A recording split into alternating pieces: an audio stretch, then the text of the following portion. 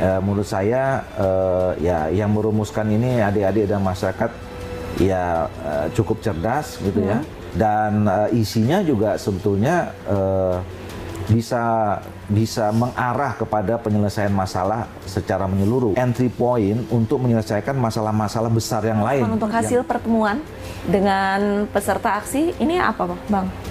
Nah, karena waktu itu ada deadline yang 17 5 September. Ya.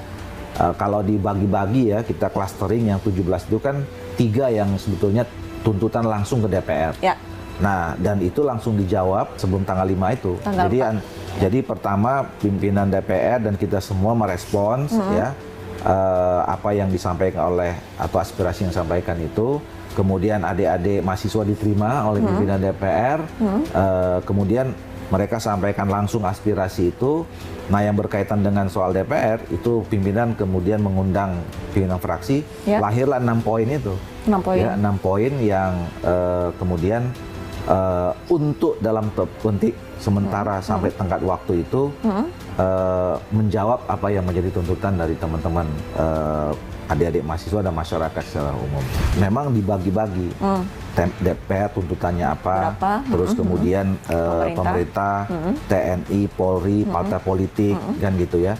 Nah, itu sebetulnya walaupun tidak langsung, itu kan terkait dengan tugas dan fungsi pokok dari DPR. Ya. Katakanlah misalnya ada tuntutan kenaikan upah buruh yang diminta oleh adik-adik dan masyarakat itu terhadap pemerintah. Dalam prosesnya, dalam pengambilan keputusan lah katakan ada kenaikan itu. Tentu kan nanti ada pembicaraan dengan DPR, ya, pemerintah. Masih berhubungan gitu, ya? Pasti berhubungan. Yang kedua misalnya soal pembentukan tim investigasi yang independen.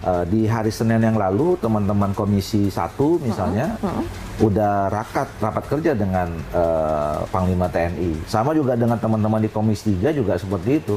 Waktu rapat kerja dengan Kepolisian Republik Indonesia, mereka juga sudah mulai menyinggung itu.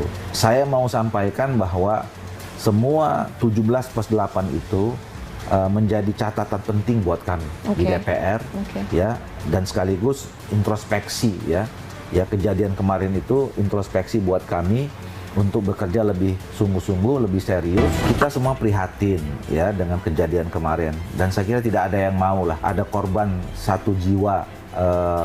Satu jiwa pun itu terlalu mahal ya. Tentu itu menjadi penyesalan kita semua ya. Mudah-mudahan itu tidak terulang lagi. Saya atas nama teman-teman DPR minta maaf ya kalau selama ini ada pernyataan tindak tanduk itu ya, terus kemudian perilaku yang dianggap tidak berkenan.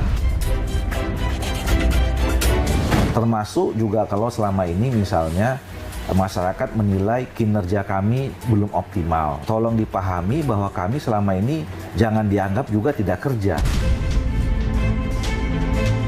Kami selama ini berupaya semaksimal mungkin melakukan tugas kerja dan tanggung jawab kami sebagai wakil rakyat, sebagai pembentuk undang-undang, terus kemudian sebagai penyusun anggaran dan juga pengawasan. Kan selama ini juga berjalan ya, lahirnya beberapa undang-undang, yang dimana undang-undang itu kan sebenarnya lahir sebagai regulasi untuk menjawab persoalan-persoalan yang ada di masyarakat kita gitu. Jangka pendek DPR sudah menunjukkan ya kalau yang kemarin jadi perdebatan soal tunjangan perumahan langsung yang tadi awalnya memang itu disiapkan untuk 1 tahun, tapi kita merespon cepat pada akhirnya per 31 Agustus itu sudah tidak ada lagi.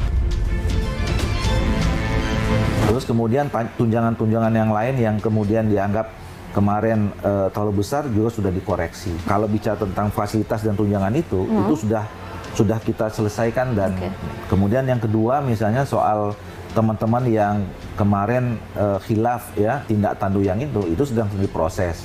Ya, ada aduan ke MKD juga sedang memprosesnya, dan kemudian di masing-masing partai politik juga sudah melakukan prosesnya juga. Nah, satu lagi misalnya saya sebagai pimpinan Balik, tadi kami sudah sahkan di rapat antara pemerintah dengan DPR bahwa rancangan undang-undang perampasan aset yang masuk dalam 8 itu sudah kita masukkan di dalam prioritas 2025.